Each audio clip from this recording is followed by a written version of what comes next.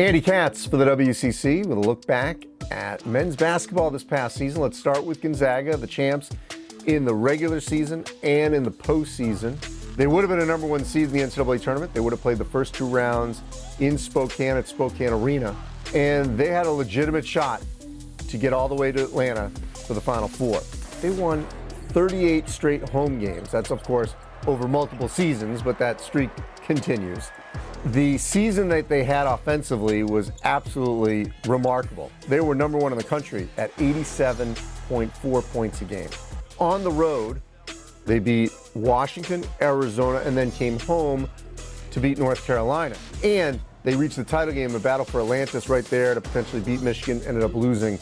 And that was their only loss until deep into the WCC when they lost to BYU. On the floor, Killian Tilly had a remarkable senior season.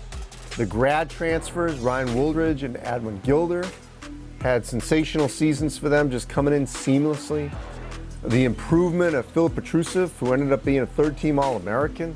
Corey Kispert had to be the ultimate, not just glue guy, but one of the best stars in the country that didn't get the national recognition. And then two other players that really blossomed toward the end that would have been major factors in the NCAA tournament.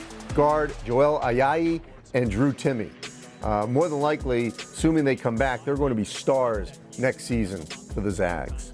BYU, first season under Mark Pope, took over this program and took them to potentially, you could argue, another level.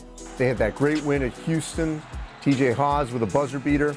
The game that they played against Gonzaga in the Marriott Center was one of the best environments that building has probably ever seen. It was the perfect storm. TJ Haws, fantastic season. Jay Toolson. Yoli Childs had the suspension early, then the injury. Really was fresh toward the end of the season. Their offense, number 13 in the country at 79.6 points a game. And I really believe that BYU would have gone in the NCAA tournament and been one of the toughest teams to punch out. St. Mary's. I just loved watching Jordan Ford play. He had 42 points. That was in the WCC tournament against Pepperdine. In the win over BYU in the semifinal, hits the game-winning floater, mid-range shot with about 1.5 seconds left.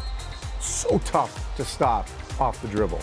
To open the season, St. Mary's beat Wisconsin in South Dakota, and I think that was a great indication of what the Gales could do this season. And look, Malik Fitz had, I mean, if Jordan Ford was Batman and Fitz was Robin, that was quite a combo. I think Randy Bennett did one of his best coaching jobs ever with the Gales, and that's saying something because he's done an outstanding job for St. Mary's in his career there.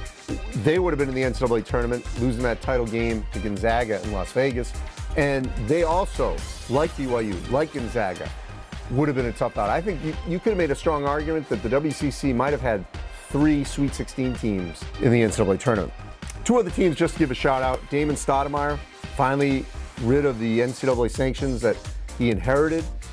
Roster was there for him, and they had an outstanding season. No one should forget that 4 overtime win over St. Mary's. Jaleel Tripp had 39 and 11 that game.